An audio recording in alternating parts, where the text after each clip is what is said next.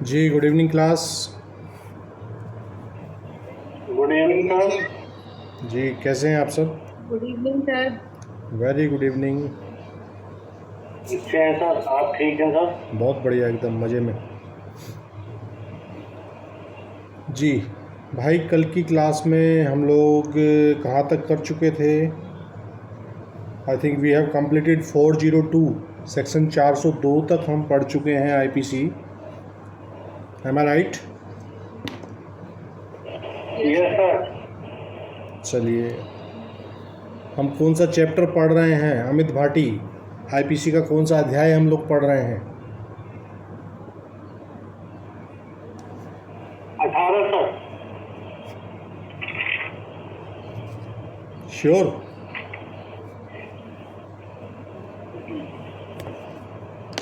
एक कदम आगे बढ़ गए आप।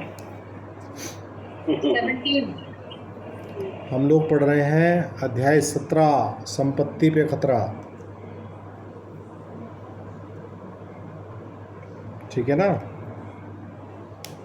तो इसका अगला सेगमेंट जो है वो बात करता है भाई section 403, dishonest miss appropriation of property, संपत्ति का बेईमानी से दुर्विनियोग। सेक्शन 403 ये कह रहा है whoever dishonestly misappropriates or converts to his own use any movable property shall be punished with imprisonment of either description for a term which may extend to 2 years or with fine or with both। 403 बात कर रहा है संपत्ति का बेईमानी से दुर्विनियोग। ठीक है, तो ये कह रहा है 403 जो कोई बेईमानी से किसी जंगम संपत्ति का दुर्विनियोग करेगा। ध्यान रखिएगा 403 के लिए जो है संपत्ति कैसी होनी चाहिए एनो? Movable property. मूवेबल प्रॉपर्टी इसका सब्जेक्ट मैटर होती है। जिस प्रकार चोरी के लिए सब्जेक्ट मैटर मूवेबल प्रॉपर्टी होती है, उसी प्रकार 403 के लिए आपराधिक संपत्ति का बेईमानी से दुर्विनियोग के लिए भी जो संपत्ति की नेचर है वो मूवेबल होनी चाहिए। Is that clear? Yes sir. जी, प्रवेश भाटी जी मुझे नज़र आ रहे हैं क्लास में। Pravesh ji please introduce yourself. Hello, good evening sir. Very good evening. जी सर। कहाँ से हैं भाई? सर मैं पाली से हूँ, अमित भाटी जी के गांव से ही।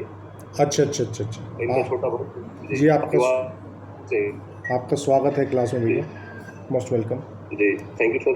Thank you sir. जी, तो 403 ने हमें बताया कि संपत्ति का बेईमानी से दुर्विनियोग यदि कोई करेगा तो उसके लिए यहाँ 2 वर्ष तक की सज़ा का प्रावधान 403 करता है।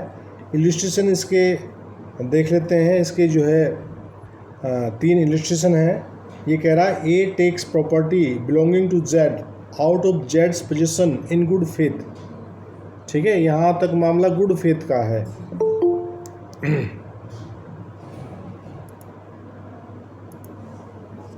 जी,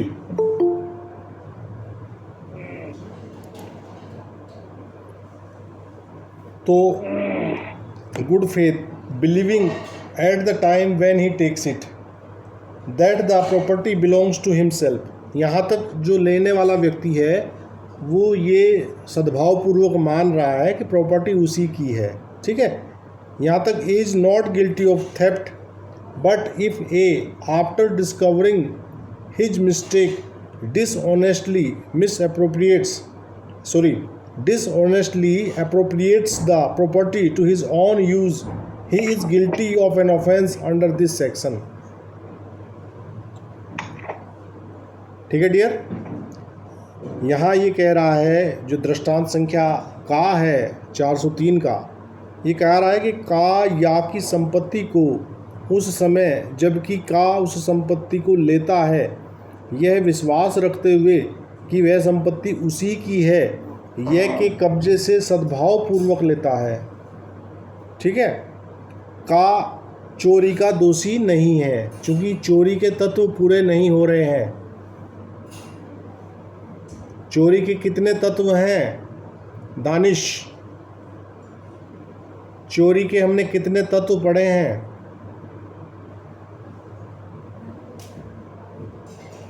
सर हमने 5 तत्व पढ़े हैं। कितने? 5 सर, 5। 5 तत्व हैं, वेरी गुड। और धाराएं कितनी हैं चोरी से संबंधित आईपीसी में?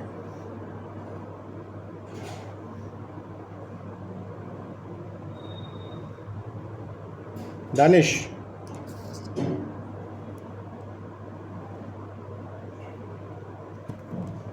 सरजीत शर्मा जी आप बता दीजिए। 5 है सर।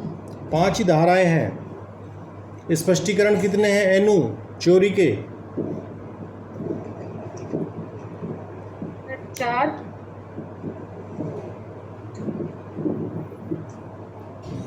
देखिए मैं आपको नहीं सर, 5 है। 5 ही 5 ही धाराएं, है। 5 ही स्पष्टीकरण है, 5 ही तत्व है, 5 ही सेक्शन है। हाँ, याद रखने के लिए मैं आपको शुरू हो जाता सर आपने उस दिन है, 5 तत्व बताया था सर, 5 तत्व उस दिन। हाँ उनको ध्यान रखिएगा। देखिए हमें बहुत से टैक्टिक्स लगाने पड़ते हैं धाराओं को रिकॉल करने के लिए, तो हमें थोड़ा सा जो अप्रोच है हमारा वो इस हिसाब का होना चाहिए कि कुछ टेक्निकलिटी सेट कर लें वहाँ से। तो यहाँ चूँकि जो संपत्ति ली गई है इस इलस्ट्रेशन में वो चूँकि सद्भावपूर्वक ली गई है, तो यहाँ चोरी तो नहीं हुई ना, वो अपनी समझते हुए आपने ले ली है। लेकिन किंतु यदि का अपनी भूल मालूम होने के पश्चात उस संपत्ति का बेईमानी से अपने लिए विनियोग कर लेता है तो वह इस धारा के अधीन अपराध का दोषी है। भाई आप सद्भावपूर्वक ले आए, अपनी समझते हुए ले आए, तो जैसे ही आपको गलती का एहसास हो कि भाई ये संपत्ति तो मेरी नहीं है, तो आपका क्या दायित्व बनता है? आपका दायित्व बनता है कि वो आप उस संपत्ति के जो स्वामी हैं, जो कब्जादारी था, उसको लौटा दें उसको, कि भाई गलती से मेरे पास आ गई। लेकिन यदि वहाँ आप अपनी गलती का एहसास होने के बावजूद भी उस संपत्ति को यूज कर रहे हैं तो आप इस धारा में परिभाषित अपराध कर रहे हैं। क्लियर हुआ अमित? Yes sir. इलस्ट्रेशन ए क्लियर है भाई? The next one B. Yes sir. ये कह रहा आप a being on friendly terms with Z goes into Jades library in Jades absence. इसी प्रकार का एक इलस्ट्रेशन हमने चोरी में भी पढ़ा था, ठीक है। अब उसी बात को ये यहाँ उसी इलस्ट्रेशन को एक तरह से आगे बढ़ा के बता रहा है। ये कह रहा है a being on friendly terms with Z goes into Jades library in Jades absence and takes away a book without Jed's express consent. Here, if A was under the impression that he had Jed's implied consent to take the book for the purpose of reading it, A has not committed theft. But if A afterwards sells the book for his own benefit, he is guilty of an offense under this section. देखिए इसी प्रकार का legislation चोरी में भी हमने समझा था। चोरी में ये भाई यही बताया गया था कि भाई आप मान लीजिए 2 लोग मित्र हैं, अमित भाटी और शोभित मित्र हैं, और शोभित की एब्सेंस में अमित शोभित की लाइब्रेरी में जाता है और वहाँ से एक बुक ले लेता है पढ़ने के उद्देश्य से, जो कि वो मान रहा है कि भाई शोभित की मुझे ऐसी मित्रों में ऐसी कंसेंट जो है इम्प्लाइड मानी जाती है कि मित्र की कोई वस्तु दूसरा मित्र जो है वो ले ले। लेकिन वो कह रहा है कि जहाँ तक उसने पढ़ने के लिए ली, सद्भावपूर्वक ली, वहाँ तक तो उसने कोई अपराध नहीं किया। लेकिन अब उसने क्या किया, पुस्तक को पढ़ भी लिया और पुस्तक को पढ़ने के बाद सोचा कि भाई अब इस पुस्तक को अपने फ़ायदे के लिए उसने इस्तेमाल कर लिया। मान लीजिए उसको सेल आउट करके फ़िल्म देख ली पुस्तक को, तो फिर क्या, तो फिर यहाँ आपने संपत्ति का बेईमानी से दुरुपयोग किया है। 403 में परिभाषित जो अपराध है वो अपराध आपका बन जाएगा यदि आप उस पुस्तक को नहीं लौटाते हैं और उसे अपने लिए, अपने फ़ायदे के लिए यूज कर लेते हैं। क्लियर है प्रवेश? समझ आ रहा है आपको? जी सर। जी। द नेक्स्ट वन सी, ये कह रहा है A and B being joint owner of a horse, A takes the horse out of B's possession intending to use it. Here A has, as A has a right to use the horse, he does not dishonestly misappropriate it. But if A sells the horse and appropriates the whole proceeds to his own use, he is guilty of an offense under this section. देखिए ये जो illustration सी है बिल्कुल ditto ये illustration रख के HGS की मुख्य परीक्षा में सवाल पूछा गया था। ठीक है, बिल्कुल सेम इलिस्ट्रेशन रख दिया। यहाँ घोड़ा बताया है इन्होंने, वहाँ घोड़े के स्थान पे कार रख दी थी बस।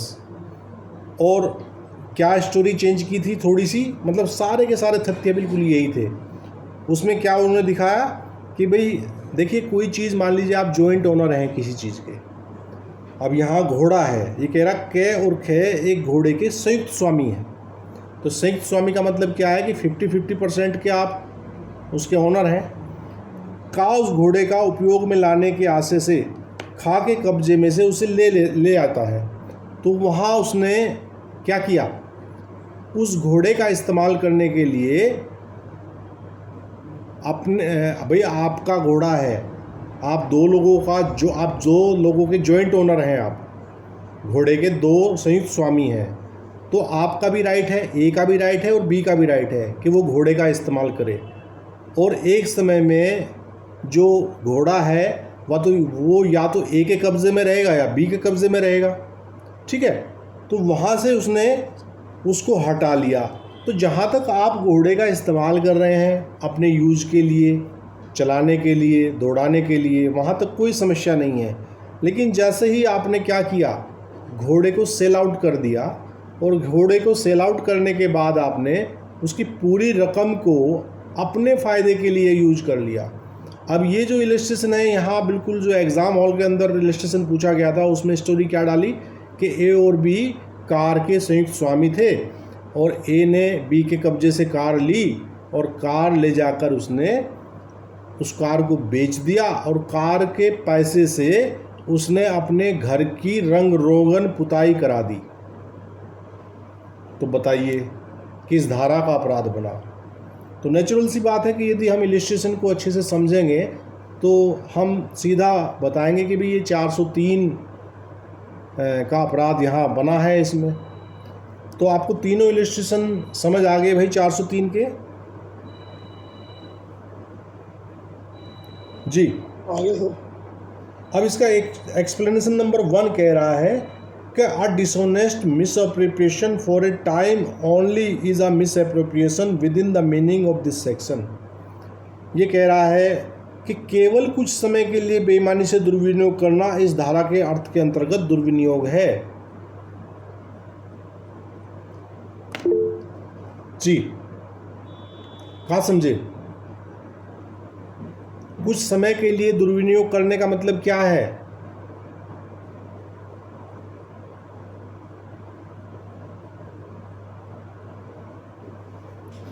इसका इलिस्ट्रेशन देख लीजिए। ये कह रहा है A finds a government promissory note belonging to Z bearing a blank endorsement A, knowing that the note belongs to Z, pledges it with a banker as a security for a loan, intending at a future time to restore it to Z. A has committed an offence under this section. ये कह रहा है कि का को या का एक सरकारी वचन पत्र मिलता है जिस पर निरंक प्राष्ठांकन है। निरंक बोले तो ब्लैंक, ठीक है। का यह जानते हुए कि वह वचन पत्र ये का है, उसे ऋण के लिए प्रतिभूति के रूप में बैंकर के पास इस आशय से गिरवी रख देता है कि वह भविष्य में उसे यह को प्रत्यावर्तित कर देगा। का ने इस धारा के अधीन अपराध किया है। देखिए यहाँ उसने क्या किया, उसने कहा कि कुछ समय के लिए मैं क्या कर लेता हूँ इसको कि गिरवी रख के ना कुछ लोन ले लेता हूँ। और फिर मैं लोन को लौटा के महीने में, 2 महीने में, 6 महीने में, 15 दिन में, 10 दिन में, भाई लोन तो आप किसी भी अवधि का ले सकते हो ना। मान लीजिए आपने 3 दिन के लिए उधार लिया किसी से और उसके पास आपने उसको एज ए सिक्योरिटी रख दिया और फिर 3 दिन बाद आपने क्या किया, उसे वापस ले गए, उसे लौटा दिया। तो यहाँ स्पष्टीकरण एक ये कह रहा है कि अगर आपने कम समय के लिए ही कुछ ऐसा काम किया है तो इस धारा के अधीन आपका अपराध कंप्लीट हो गया है। भले ही आप सब्सिक्वेंटली उसको वापस लौटा दें, तो उस लौटाने मात्र से आपका वो कृत्य जो है वो अपराध की श्रेणी से बाहर नहीं जाएगा। Is that okay Anu? Yes sir. अब इसका एक्सप्लेनेशन नंबर 2 देखते हैं, 403 का। ये कह रहा है a person who finds property not in the possession of any other person and takes such property for the purpose of protecting it for or of restoring it to the owner does not take or misappropriate it dishonestly and is not guilty of an offence but he is guilty of the offense above defined if he appropriates it to his own use when he knows or has the means of discovering the owner or before he has used reasonable means to discover and give notice to the owner and has kept the property for a reasonable time to enable the owner to claim it. What are reasonable means or what is a reasonable time in such case is a question of fact. ठीक है, तो कह रहा है it is not necessary that the finder should know who is the owner of the property और that any particular person is the owner of it. It is sufficient if at the time of appropriating it he does not believe it to be his own property और in good faith believe the real owner can not be found. अब ये दूसरा स्पष्टीकरण थोड़ा लंबा है. ये कह रहा है कि जिस व्यक्ति को ऐसी संपत्ति पड़ी मिली है जो अन्य व्यक्ति के कब्जे में नहीं है, ऐसी संपत्ति को क्या कहते हैं?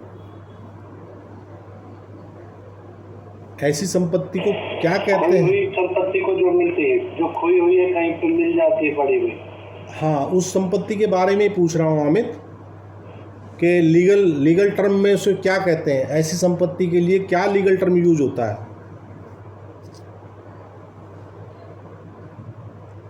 मिसिंग.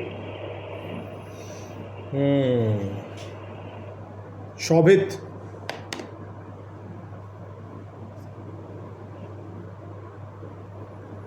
देखिए, उसको हिंदी में कहते हैं स्वामी विहीन.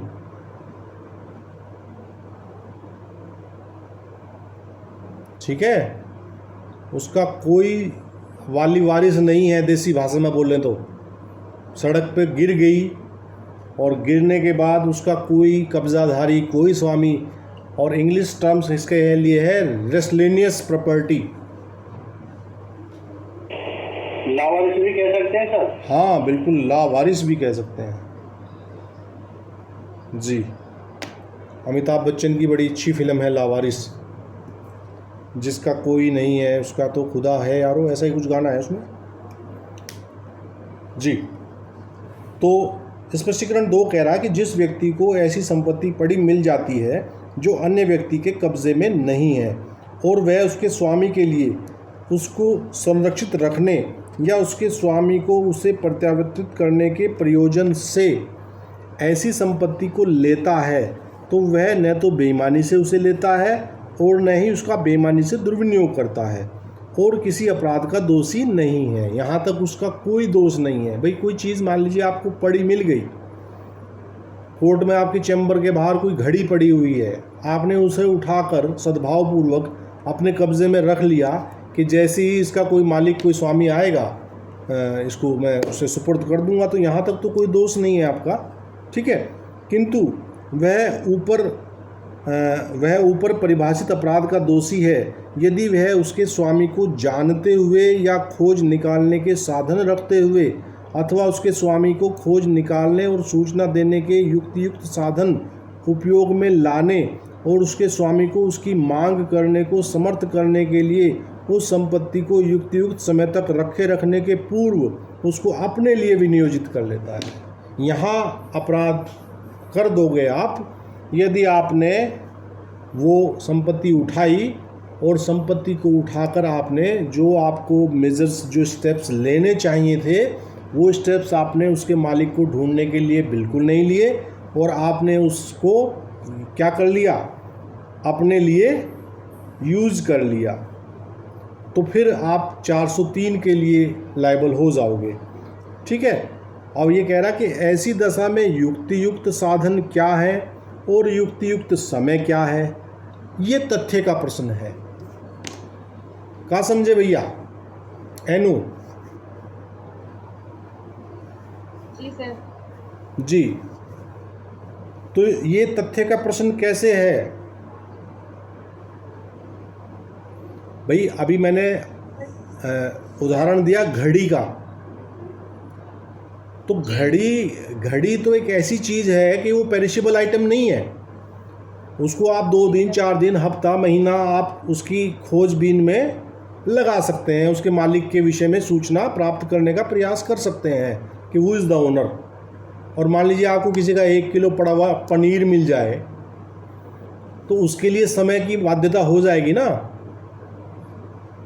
जी सर, उसके खराब होने से पहले पहले या तो मालिक मिल जाए, नहीं तो फिर आप मटर पनीर, शाही पनीर, कढ़ाई पनीर, जो भी आपका मन करे अपने यूज में। है ना। तो यही बात कह रहा है कि ऐसी दशा में युक्तियुक्त साधन क्या है और युक्तियुक्त समय क्या है, ये तथ्य का प्रश्न है।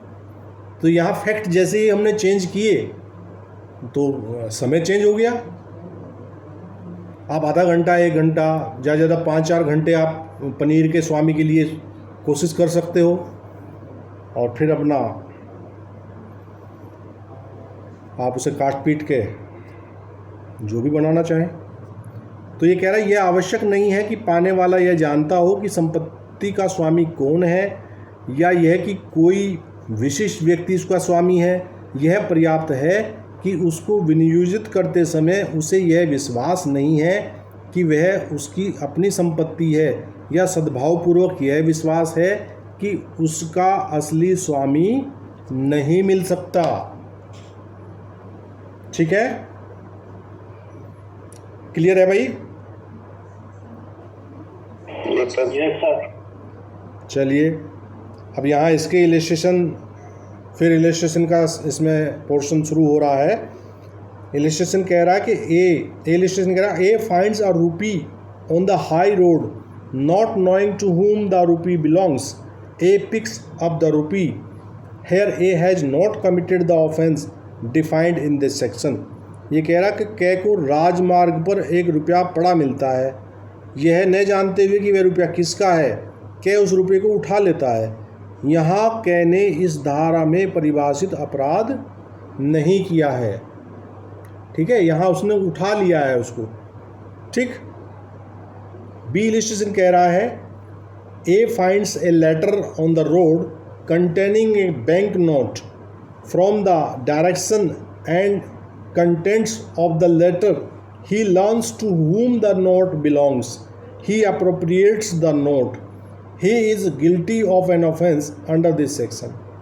दूसरा रजिस्ट्रेशन कह रहा है कि कै को सड़क पर एक चिट्ठी पड़ी मिलती है और उसमें एक बैंक नोट है।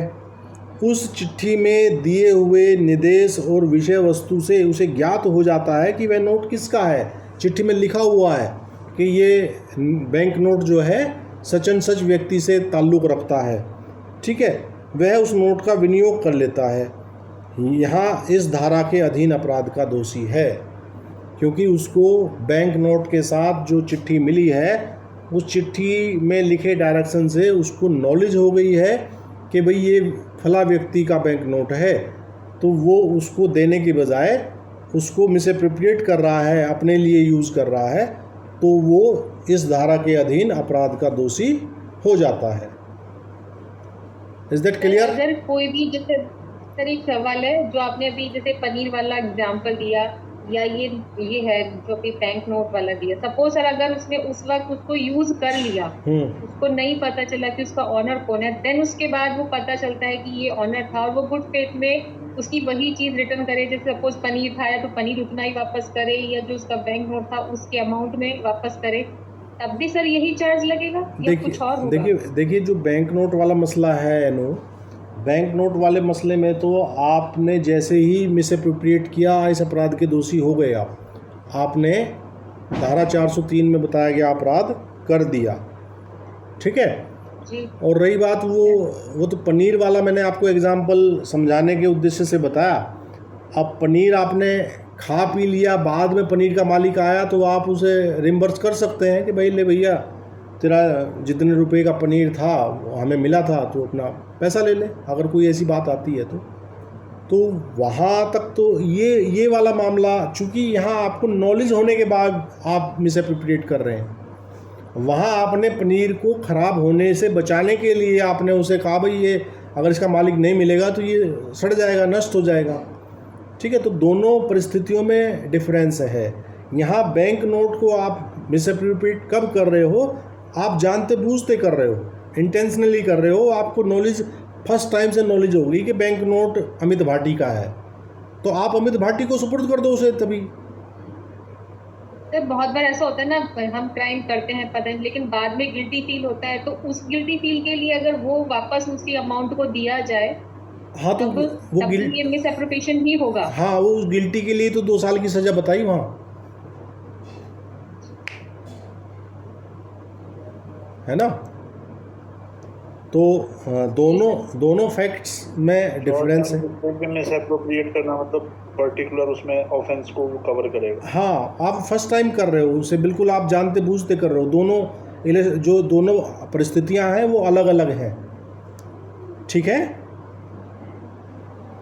जी सर। ये धाराएं एग्ज़ाम के पॉइंट ऑफ व्यू से काफ़ी इम्पोर्टेंट है, यहाँ से सवाल बनते हैं, प्री में भी बनते हैं, मेंस में बनते हैं। मेंस का एग्जाम्पल तो मैं आपको खुद बताया कि ये 2018 के पार्ट 3 में था कि 2020 वाले पेपर में था।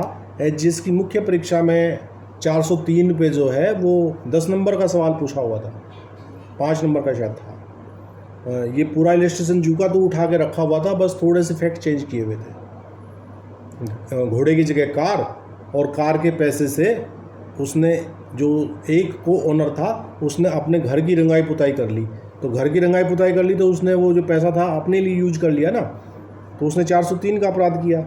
भाई वो अपने आधे हिस्से तक ही तो यूज कर सकता था, बाकी जो आधा हिस्सा दूसरे व्यक्ति का था उतने के लिए उसको 403 के लिए दायी माना जाएगा, ठीक है जी।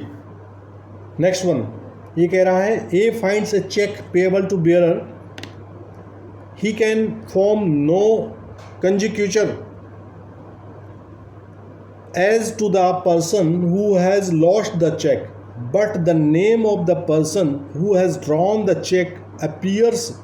A knows that this person can direct him to the person in whose favor the check was drawn.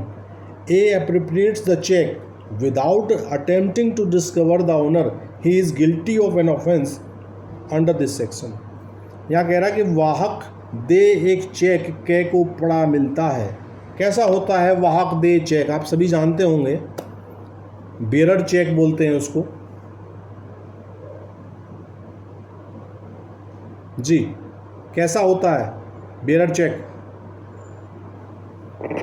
जो भी उसको पेमेंट, हाँ जो उसको धारण किए हुए है, जो धारक है वो जाके उसे प्रस्तुत कर देगा और वो उसको पेमेंट कर देगा बैक।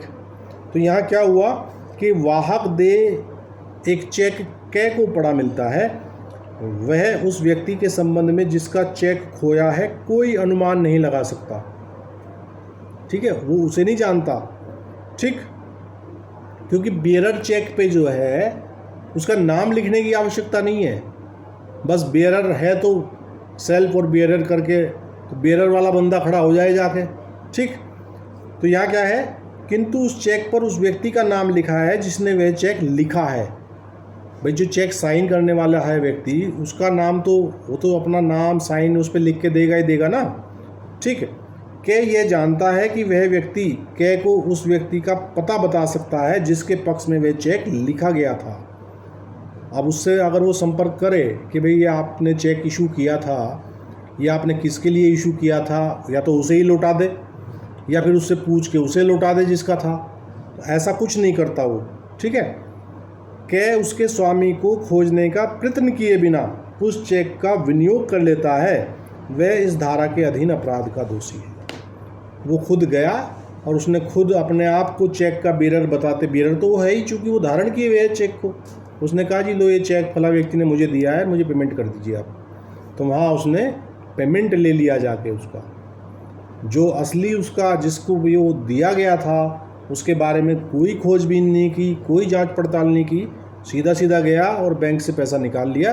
तो वहाँ इस धारा के अधीन अपराध का दोषी का हो जाएगा। Is that clear my dear? जी। इलस्ट्रेशन डी कह रहा है A sees Z drop his purse with money in it, A picks up the purse with the intention of restoring it to Z, but afterwards appropriates it to his own use, A has committed an offence under this section। ये कह रहा कि का देखता है कि या की थैली जिसमें धन है या से गिर गई है, का वह थैली या को प्रत्यावर्तित करने के आशय से उठा लेता है, किंतु तत्पश्चात, देखिए यहाँ तक उसका इरादा उसे लौटाने का था, तो यहाँ तो कोई अपराध नहीं बनता है, लेकिन तत्पश्चात कह रहा है उसे अपने उपयोग के लिए विनियोजित कर लेता है, का ने इस धारा के अधीन अपराध किया है। उस टाइम जब उठाया तब तो उसका इरादा था कि मैं इसके स्वामी को लौटा दूंगा, लेकिन जब उसने देखा कि नोट तो ठीक ठाक हैं इसमें, चलिए कुछ फ़न किया जाए, और उनको उसने अपने यूज़ के लिए अगर उसने अपने प्रयोग में ले लिया उन पैसों को, तो यहाँ इस धारा के अधीन अपराध हो गया। Is that okay? अब अगले वाला कह रहा है कि A finds a purse with money not knowing to whom it belongs, he afterwards discovers that it belongs to Z and appropriates it to his own use, A is guilty of an offence under this section। और दूसरे में कह रहा है कि का कोई थैली जिसमें धन है पड़ी मिलती है, वह नहीं जानता कि किसकी है, उसके पश्चात उसे यह पता चल जाता है कि यह ये की है और वह उसे अपने उपयोग के लिए विनियुक्त कर लेता है, तो का ने इस धारा के अधीन अपराध का दोषी है। पहले वाले इलस्ट्रेशन में उसे थैली उठाते समय ही पता था कि ये किसकी है, दूसरे वाले इलस्ट्रेशन में थैली उठाते समय नहीं पता था, लेकिन सब्सिक्वेंटली पता लग गया कि किसकी है, तब भी यूज़ कर रहा है, पहले वाले में भी यूज़ कर रहा है, तो दोनों ही अवस्था में 403 के लिए लायबिलिटी बन जाएगी। Is that okay? The last illustration कह रहा है कि A finds a valuable ring not knowing to whom it belongs, A sells it immediately without attempting to discover the owner, A is guilty of an offence under this section. ये कह रहा कि कै को एक मूल्यवान अंगूठी पड़ी मिलती है, वह नहीं जानता कि वह किसकी है, कै उसके स्वामी को खोज निकालने का प्रयत्न किए बिना ही उसे तुरंत बेच देता है। इधर उसे प्राप्त हुई और प्राप्त होते ही वो कहीं नहीं गया, सीधा सर्राफ के यहाँ गया, वो बोला भाई इसका देख वज़न कर जरा कितना माल है इसमें, और उसने तुरंत बेच दी। भाई उसको मिली थी तो वो प्रयास कर सकता था कि भाई कौन है, किसका है, कौन स्वामी हो सकता है, का इस धारा के अधीन अपराध का दोषी है। Is that clear? समझ आ गया भाई? तनुज भाटी जी हमारे साथ जुड़े हैं। तनुज जी जी सर। जी, welcome in class. Thank you sir. अब अगला जो 404 है, इसको वेरी वेरी इंपॉर्टेंट लगा लीजिए। 403 भी अपने आप में इम्पोर्टेंट है, लेकिन 404 से संबंधित मामला जो है प्रीलिम्स में भी आपसे पूछा जा सकता है, तो वहाँ आप बिल्कुल गलती मत करना, क्योंकि 404 एक विशेष व्यवस्था बता रहा है। ये कह रहा है dishonest misappropriation of property possessed by deceased person at the time of his death. मृत्यु के समय यदि किसी के कब्जे में कोई चीज़ थी, उसका मिसअप्रोप्रिएशन यदि किया जाएगा तो 404 का अपराध बनेगा। ठीक है? 404 से संबंधित अपराध जो है देखते हैं, इसको फिर बाद में डिस्कस करते हैं। ये कह रहा है whoever dishonestly misappropriates or converts to his own use property knowing that such property was in the possession of a deceased person at the time of that person's decease and has not since been in the possession of any person legally entitled to such possession shall be punished with imprisonment of either description for a term which may extend to 3 years and shall also be liable to fine. And if the offender at the time of such person's decease was employed by him as a clerk or servant, the imprisonment may extend to 7 years. देखिए यहाँ 404 जो बात कर रहा है वो मृतक व्यक्ति, मतलब वो संपत्ति ऐसी है कि कोई व्यक्ति मरा है तो मरने से पूर्व वो उसके कब्जे में थी। ठीक है, देखिए जब मृत्यु हो जाती है तो मृत्यु होते ही तो क्या हो जाता है, व्यक्ति उसका कब्जा खत्म। मरे हुए व्यक्ति का कब्जा थोड़े रहता है कहीं, उसका तो निधन हो गया, जो भी धन संपदा थी वो उससे नमस्ते हो गई उसकी। तो यहाँ कह रहा है 404 कि जो कोई किसी संपत्ति को यह जानते हुए कि ऐसी संपत्ति किसी व्यक्ति की मृत्यु के समय उस मृत व्यक्ति के कब्जे में थी और तब से किसी व्यक्ति के कब्जे में नहीं रही है, जो ऐसे कब्जे का वैध रूप से हकदार है।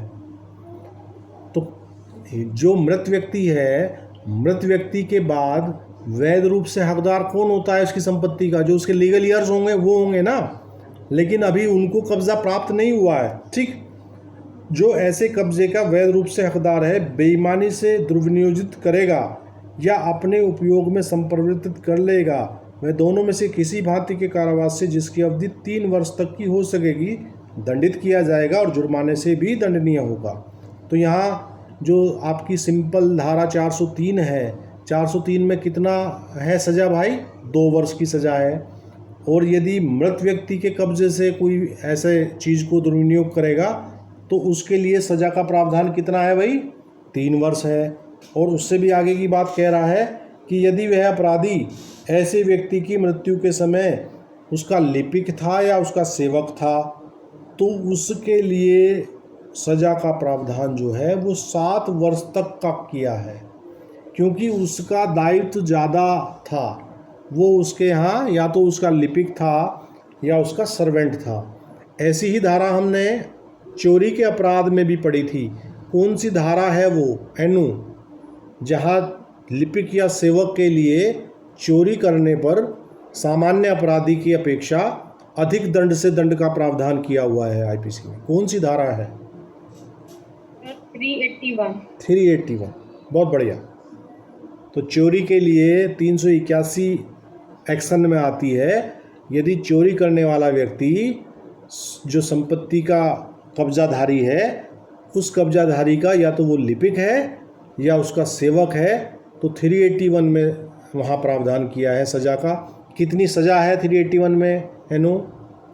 10 वर्ष सर। तो वहाँ भी सज़ा का मापमान बढ़ाया गया है। और इसी प्रकार 404 में भी लिपिक या सेवक के लिए सज़ा जो है सामान्य व्यक्ति से अधिक रखी गई है। क्यों रखी गई है अधिक? अधिक इसलिए रखी गई है कि उसका दायित्व तो था उसे बचाने का। भाई आप उसके लिपिक हैं या उसके सेवक हैं उस व्यक्ति के जिसकी मृत्यु हो गई है ना। अमित आपका माइक ऑन है, अमित प्लीज़ जी।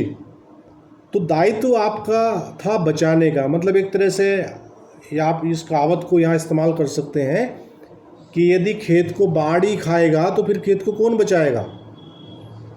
तो ऐसी अवस्था में यदि लिपिक और सेवक ही चोरी करेंगे या संपत्ति का दुर्विनियोग करेंगे तो उनके लिए सज़ा की लायबिलिटी जो है एक सामान्य व्यक्ति से अधिक रखी गई है। Is that clear?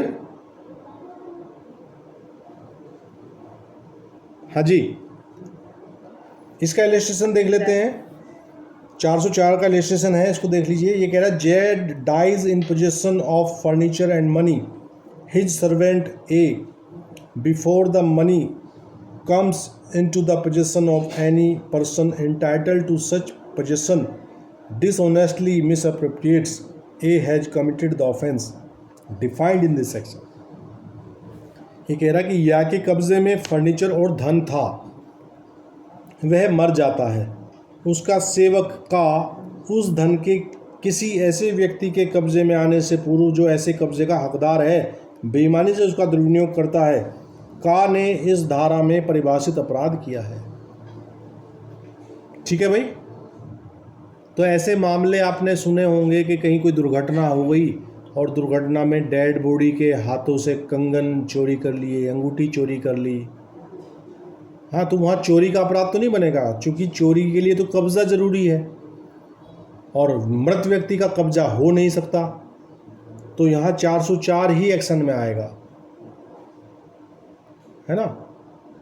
जब वो केदारनाथ पे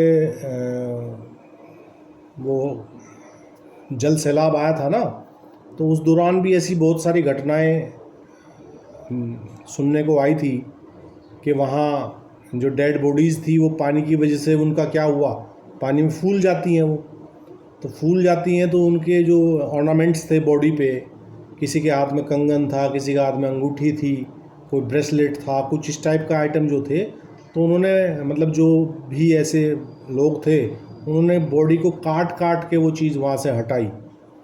तो वैसी अब अवस्था में 404 का ही मामला उन पे बनेगा। क्यों शर्मा जी?